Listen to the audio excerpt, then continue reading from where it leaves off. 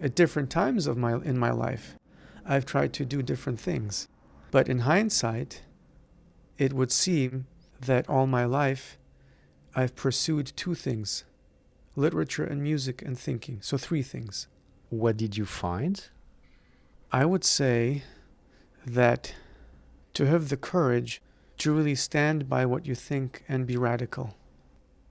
Let's assume that most people, in most contexts that involve processes of thought, which I will generally call philosophical thinking, whether it's making an argument, whether it's presenting a worldview, an opinion, they will, myself included, try to avoid conflict. So most of the time we try to actually play down.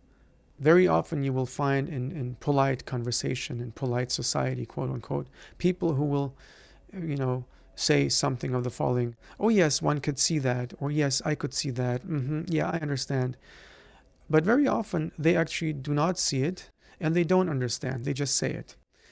And I'm not blaming anyone, I'm just saying this is one stance to take that I find very unproductive. So it's much more productive to have a position, and then if you change your mind, to move away from it. It's very rare, actually, to have a real conversation. I mean, an open conversation. Yes, I'm not sure how many conditions have to be in place for a real conversation to happen, but let's assume at least two. Even if only one of them obtains, I think it will lead to a successful dialogue.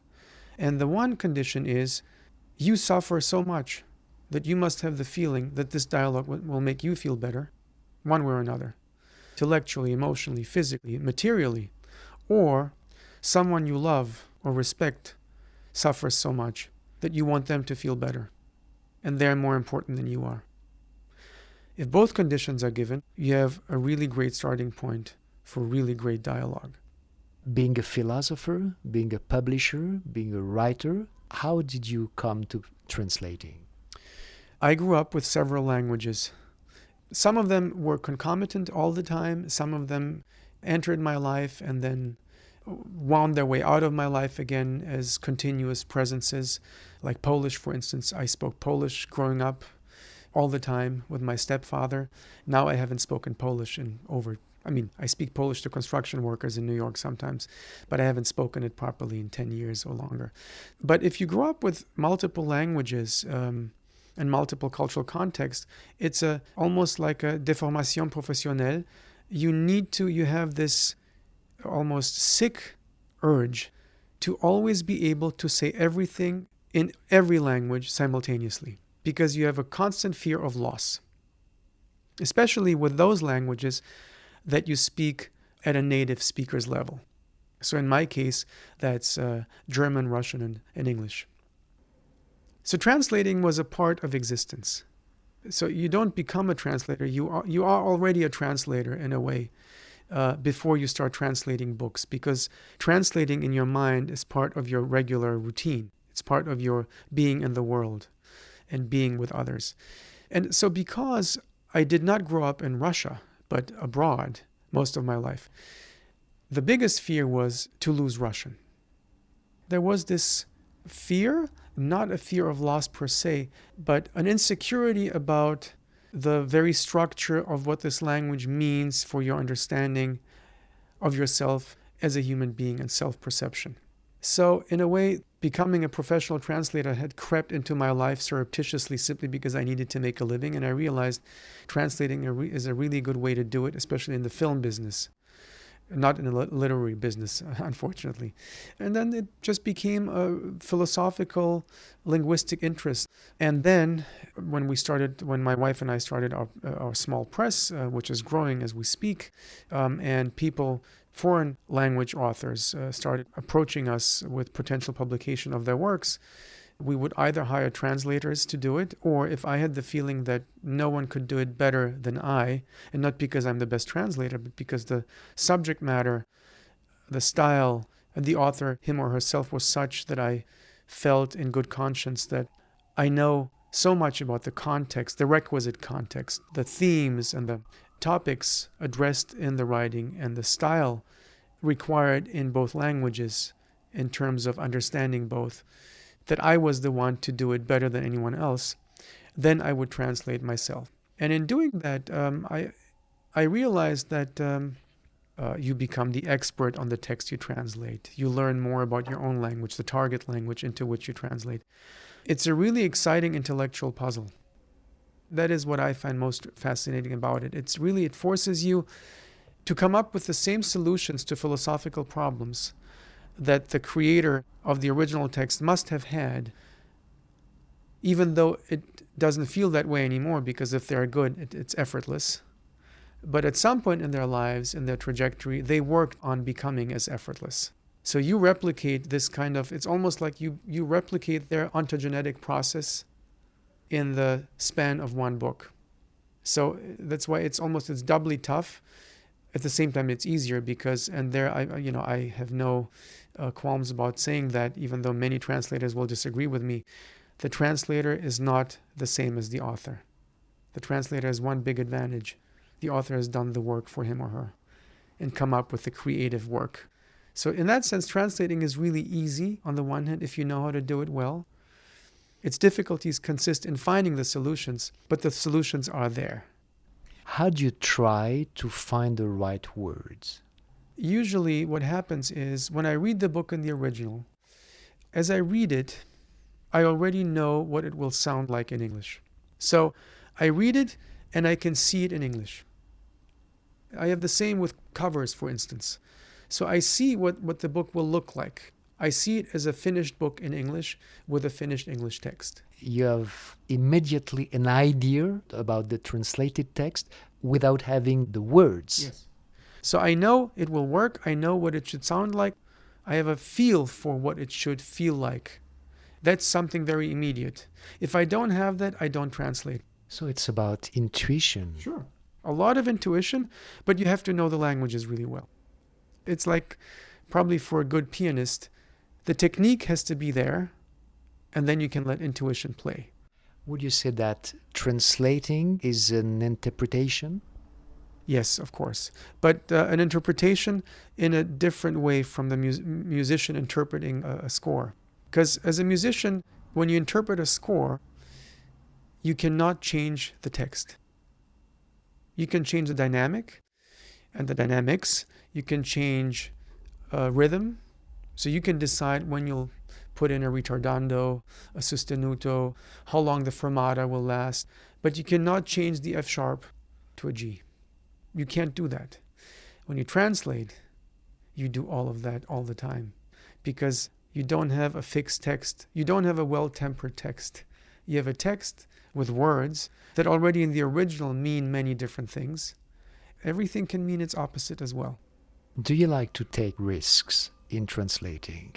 Yes, I do. I always do, especially when I translate poetry. So for instance, I translated a couple of years ago a book by Doris Winbein, which we published, which was a book of philosophical poetry of his.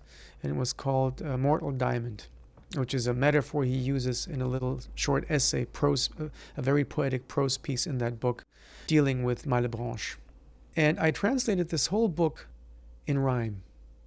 And not only that, but also in meter. So I decidedly tried to implement metric structures and rhyme poems if he used rhyme and meter in his own poems. That was a risk I would take any time again, because I think that it's precisely the expectations of a community of readers that it is our task as translators to test and to change. And we do all the time, and the more risk-taking translators are precisely the ones who prepare the soil for the possibility of new translation. And above all, to start a debate. Yeah, I completely agree. I think that starting a debate is really very important. And, like many of my colleague translators, there was a time in my life where I judged other translators very harshly. Arrogance, call it what you will. I don't do that anymore, precisely because, well, first of all, every translator, if he or she is good and serious about their craft, knows exactly why every word is what it is in a translation. Since translation is not based on inspiration, but on partially so. right? You have to be a little inspired to find the mot juste. It just comes to you. But it's more craft and hard work than inspiration. So because it's hard work and because you labor at it very, very diligently and conscientiously, you can justify every word. So judging it and saying this is bad is simply superficial and really, I don't want to say unfair, but misses the point. The debate that should ensue is the thing that should happen. Okay, why would he have done it that way? And then you get into a very different domain where you realize, okay, it's a complex network of things that happen. And then you realize, okay, if I change it here, I must change it there. It's like trying to change a poem. All of a sudden, everything starts to creak and screech, and the whole thing doesn't work anymore. The best thing that can happen, I think, with a translation is to create the need for other translations, because someone will be unhappy with it and will try to do you one better. What about the translating machine? Do you think that it would be possible that machines could replace translators? They already do. Texts of a certain simplicity, simplicity of style and vocabulary, I think you can very much rely on Google, maybe not Google Translator, but there are professional softwares out there that will help you translate medical texts, engineering texts, how-to texts like instruction manuals, and then maybe you will have a translator go over the fine details. In terms of literature, I doubt it. In the same way that a computer will not be able to write human poetry, a computer will not be able to create human translations. As a translator, you delve deeply into the text you're translating. Did you find out how works a good story? I will wear two hats in answering this question, as a publisher, an editor, and a translator. So there are two kinds of story. The one is the good story in a work of fiction. The other is a good story in a work of discursive thinking, an essay, memoir. Both have stories and plots, and the requirements are very different. So let me get to the fiction first. There is an arc, there is a narrative arc to a good story. I only mean stories in the more traditional sense. So I don't mean Foster Wallace. I don't mean Thomas Pynchon. I don't mean post-structuralist, postmodern novels that don't have a plot. I don't mean La Jalousie, let's say, the Nouveau Roman. I mean novels the way most of us read them most of the time. Because these other types of novels, they don't have a story in the traditional sense. So I take you to mean a story in the Aristotelian sense with a beginning, a middle, and an end, whether it's 3 acts or 5 acts. And I've discovered to my own kind of conservative dismay that Aristotle seems to have been right all along.